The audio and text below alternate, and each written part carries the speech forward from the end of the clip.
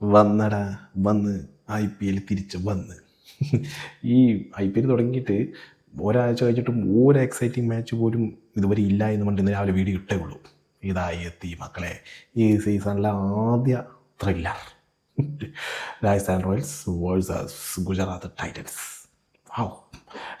ഗുജറാത്ത് ടൈറ്റൻസിന് അവസാന ഓവർ ജയിക്കാൻ വെറും 11 റൺസ്.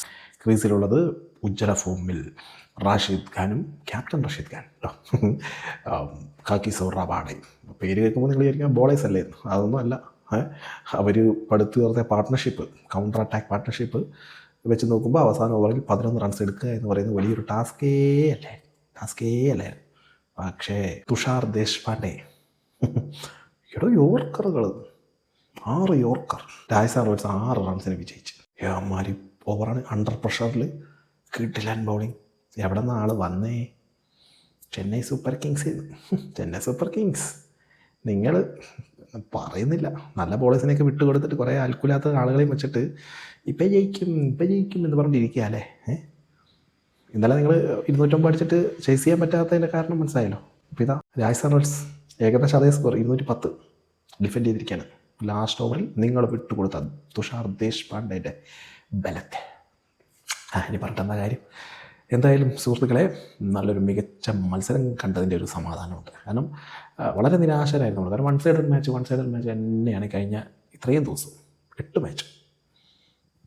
ഇതൊരു തുടക്കമാവട്ടെ. ഇനി അങ്ങോട്ടേക്ക് ഫൈനൽ ഓവർ ഫിനിഷും സൂപ്പർ ഓവറൊക്കെ വരും.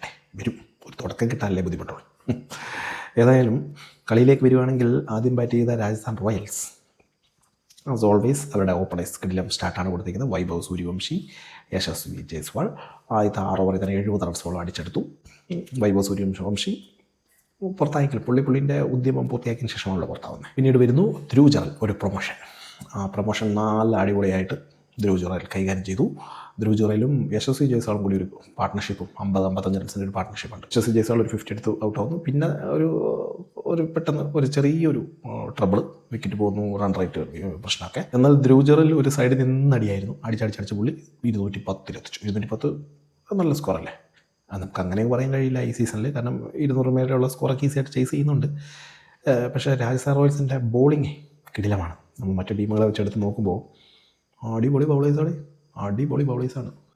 ജോഫ്ര ആർച്ചറുണ്ട്, ബർഗറുണ്ട്, സന്ദീപ് ശർമ്മയുണ്ട്, തുഷാർ ദേശ്പാണ്ഡെ, രവീന്ദ്ര ജഡേജ, റിയാൻ പരാഗ്, രവി ബിഷ്ണോയ് ഇമ്പാക്ട് സബ്ബായിട്ട്. ഇത്രയും നല്ല ബോളിംഗ് നില വേറെ ഒരു ടീമിനും ഇല്ലല്ലോ ഈ സീസണിൽ. നമ്മൾ അത്രയും കൂടെ ശ്രദ്ധിച്ചില്ല അല്ലേ? നമ്മൾ വിചാരിച്ചു രാജസ്ഥാൻ റോയൽസ് വലിയ സെറ്റപ്പ് ഇല്ലല്ലോ ഇപ്രാവശ്യം. രാജസ്ഥാൻ റോയൽസ് വമ്പൻ ടീമായിരുന്നു. നമ്മൾ വിചാരിച്ചു സഞ്ജു സാംസണൊക്കെ പോയതോടുകൂടി ഇത് അങ്ങ് അടിഞ്ഞു പോയിരുന്നു. ഒന്നുമില്ലടി, ഇത് അതിശക്തമായ ടീമായിരുന്നു.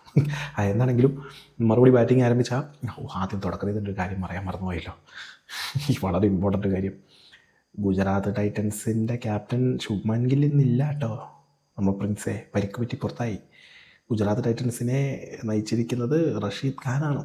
ഓക്കെ, കാര്യം ഇത്രയും വലിയ ഇമ്പോർട്ടൻ്റ് കാര്യം മറന്നു. എങ്ങനെ മറന്നു? അതുകൊണ്ട് തന്നെ ഓപ്പണിങ്ങിൽ യങ് പ്ലെയർ കുശാഗ്രിയാണ് ഇറങ്ങിയിരിക്കുന്നത്. കുശാഗ്രിയും സായി സുദർശനും അടിപൊളി ഒരു സ്റ്റാർട്ട്, കിടിലൻ സ്റ്റാർട്ട്.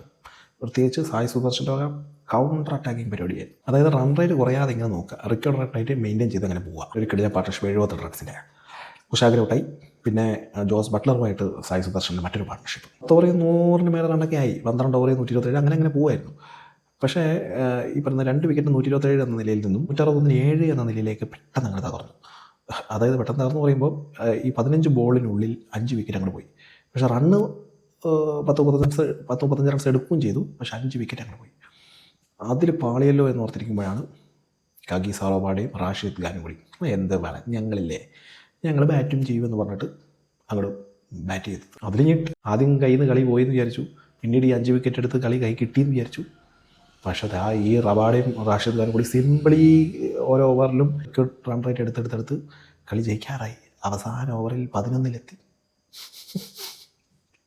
അവിടെയാണ് സ്റ്റാർ.